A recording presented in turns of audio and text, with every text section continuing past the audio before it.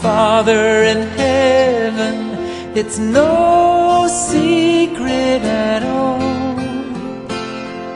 When you think of your children, how far they are from home. Two tender tears fall from your eyes, and your cries shake the world. Cannot bear to see you this way. Shalom Aleichem, tudo bem? Estamos começando mais uma edição do programa Me'av Leben. Hoje um programa que é o programa de pai para filho, um programa que tem como personalidade, objetivo e principalmente o objetivo, né, de estar comentando a Parashá Hashavua, a Parashá da semana, ok? Para os meus filhos, um programa de pai para filha. Esse é um programa especial, feito com muito carinho e dedicação, dedicado aos meus filhos, a primogênita Gabriela Dodani, ao Gabriel Kalev e a Ariela Hesed e aos outros filhos que virão, netos e bisnetos. Esse é um programa especial, um programa para a gente sentar frente a frente, para estar conversando sobre a Parashá Hashavua, falando sobre a Torá, porque a Torá é a nossa vida. Já diz o ditado judaico que através da Torá, que ela é árvore da vida para aqueles que nela se apegam, ok? E que devemos inculcar nos nossos filhos. Então, a Ariela está por aqui, está brincando também, mas esse é um programa especial para isso. Mas é também bem-vindo a vocês, queridos Ahim, Haverim, amigos, enfim, vocês que porventura possam estar assistindo aí a gente, né, e acompanhando. É sempre bom a gente estar dividindo, né, o assunto da Torá e contribuindo para que dessa maneira a redenção se aproxime e que Mashiach chegue logo breve em nossos dias. Ok? Bem, a gente já começou ontem, falamos sobre a Parashá Hashavua, que essa semana é a Parashat de Vaishlach, né, enviou, e hoje nós estaremos comentando sobre a segunda aliá, a segunda leitura, ok? Bem, essa segunda aliá, ela vai falar justamente sobre Yaakov, que ele dormiu naquela noite, né, e ficou ali dormindo, e ele separou alguns presentes para o seu irmão Esav, ok? E aí vem contando que ele reservou ali 200 cabras, 20 bodes, 200 ovelhas, 20 carneiros, 30 camelos, né, com suas crias, 40 vacas, 10 touros, 20 jumentos e 20 jumentas e 10 jumentos, ok?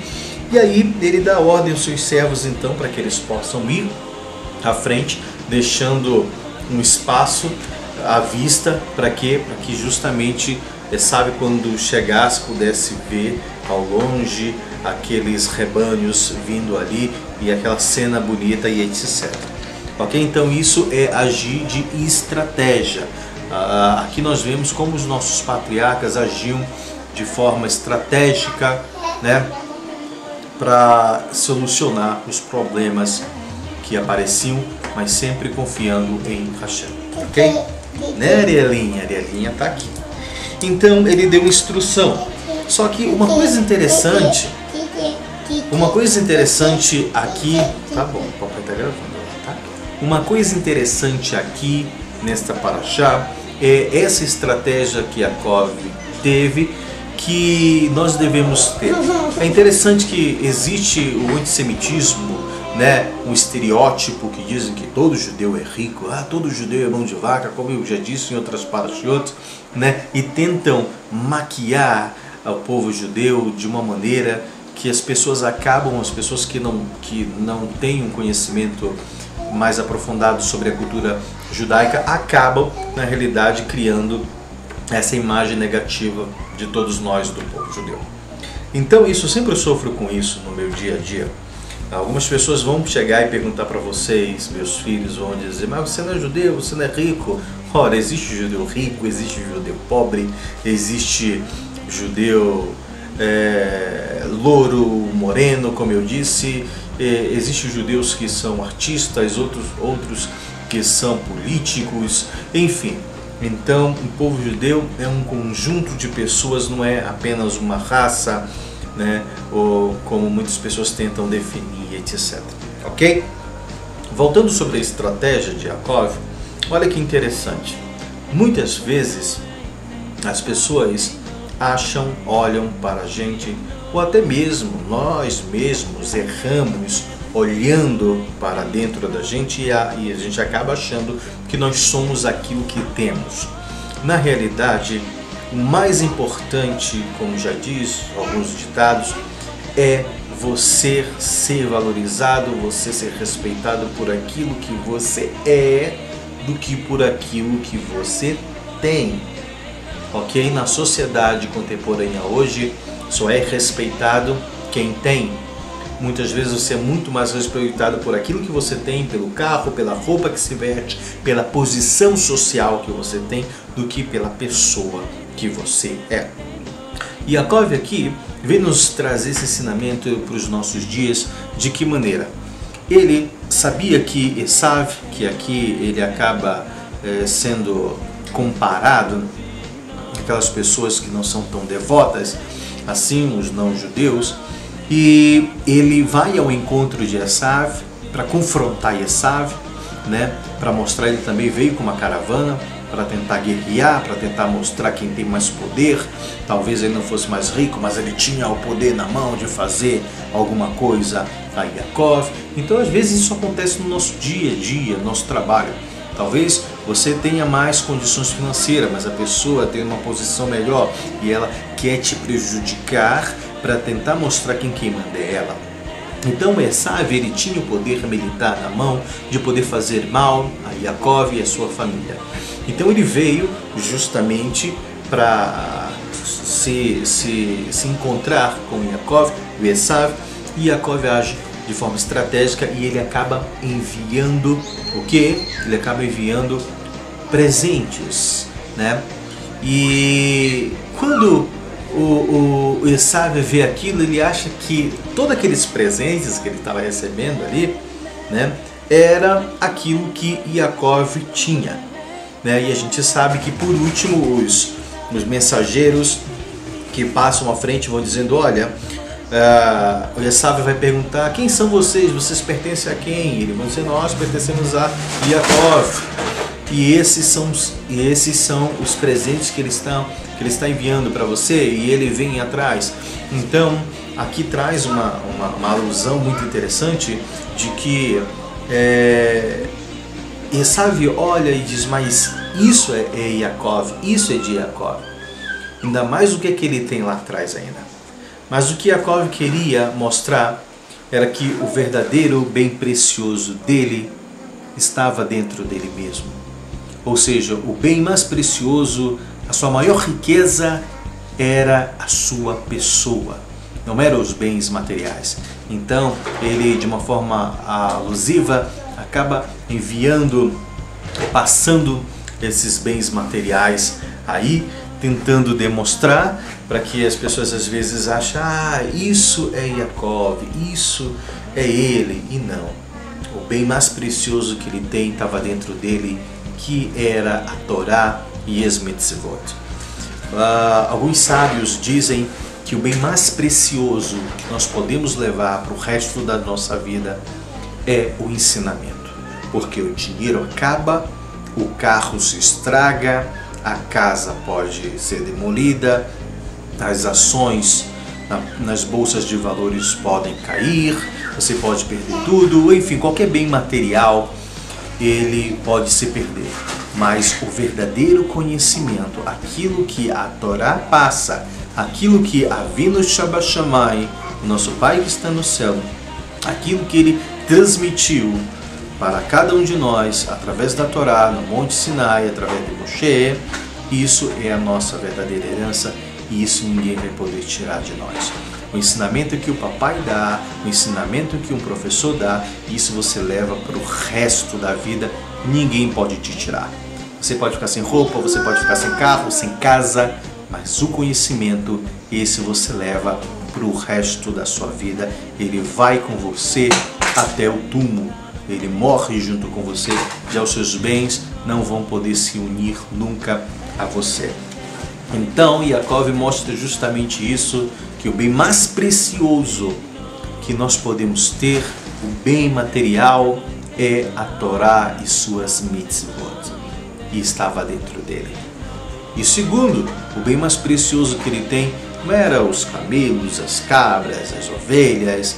O bem mais precioso que ele tinha, além da Torá, em segundo plano, era a sua família, eram as suas esposas, eram os seus filhos. Então esse é o bem mais precioso que nós podemos ter.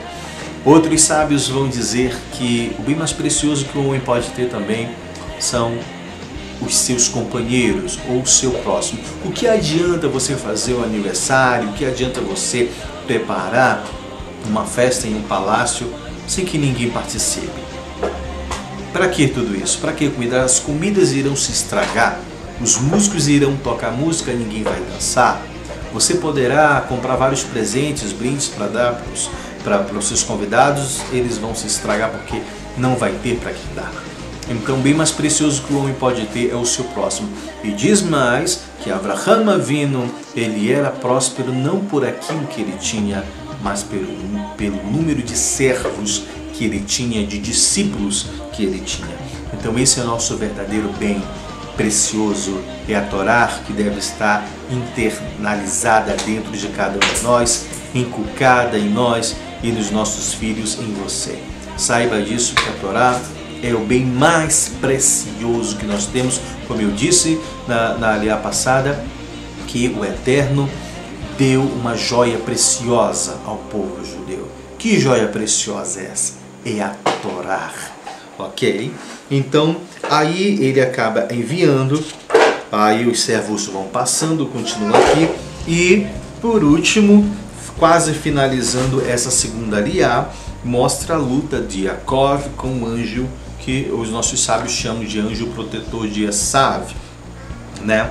E o anjo começa ali a guerrear com ele, e Yaakov não deixa, persiste, e aí o anjo acaba tocando então na junta da sua coxa superior, próximo à sua, segundo nossos sábios dizem, próximo aqui à sua cintura, e acaba deslocando então, portanto, o nervo ciático aqui de Yaakov. E aí é por isso que muitos de nós judeus não comemos o nervo, né, lembrando desse episódio com o pai Yaakov. E aí Yaakov luta com ele, e aí finaliza a segunda aliá, já passando ali pela terceira leitura, que fala que Yaakov chamou o lugar de Peniel, que significa a face de Deus, porque ele viu Deus face a face, né? E o anjo disse que Deus irá mudar o nome dele de Yaakov, que a princípio tem uma conotação de enganador, perdão, de trapaceiro ou de trapaça, e ele acaba dando o nome de Israel, né, a ele, príncipe de Deus, porque ele lutou com Deus, lutou com Esav, lutou com Labã, e ele venceu.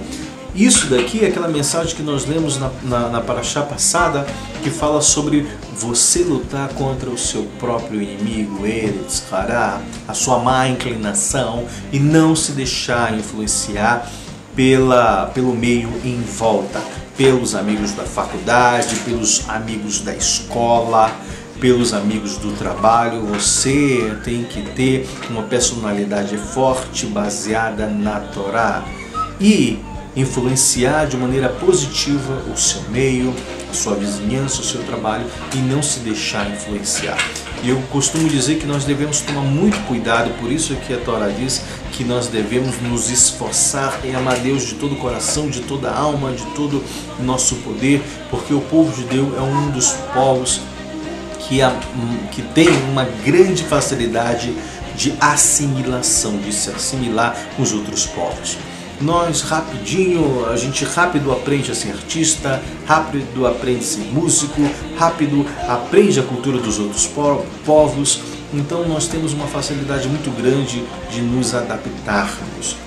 Só que isso tem uma brachá escondida. O Eterno permitiu que isso acontecesse para que o povo Yehudim ele pudesse levar desse exílio o quê? O perfume da Torá com o pai Abraham. E nós devemos tomar muito cuidado. Então sempre devemos ir e voltar e retornar e voltar aos ensinamentos da Torá das Mitzvot, para que nós nunca deixemos o caminho, o verdadeiro caminho da Torá. Ok?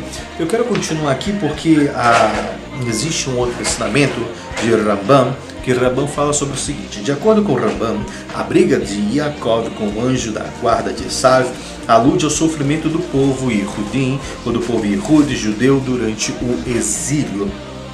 O fato de Yaakov ter se curado completamente depois, indica que quando o exílio finalmente terminar, não restará nenhuma remanescência do sofrimento do povo judeu.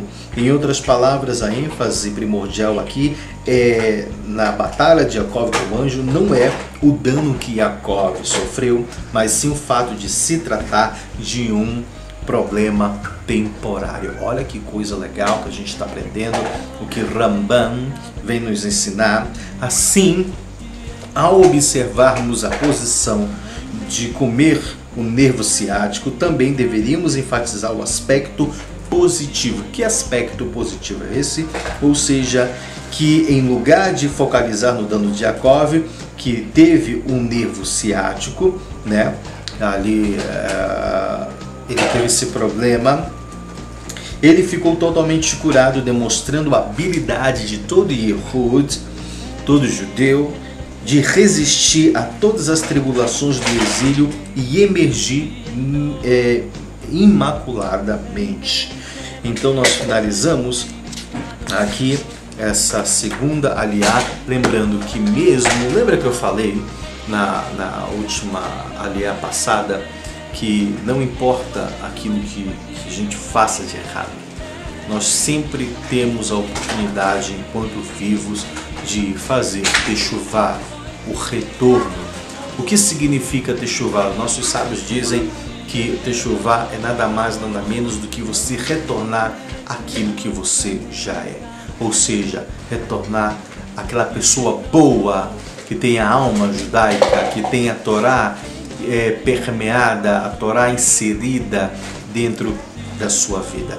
Então, essa é a movimentação da techuvá, é você retornar aquilo que você já era, ou seja, aquilo que nós somos, bons filhos do Pai Celestial, e temos a Torá nas nossas vidas. Ok? Nós finalizamos por aqui essa segunda aliá, e na manhã a gente volta com mais um comentário da Parashá Hashavua. Então, a todos vocês, vamos estudar, vamos cumprir, vamos viver a Torá, cada dia vivendo a Torá. Ok? Shalom Aleichem, Leitraot.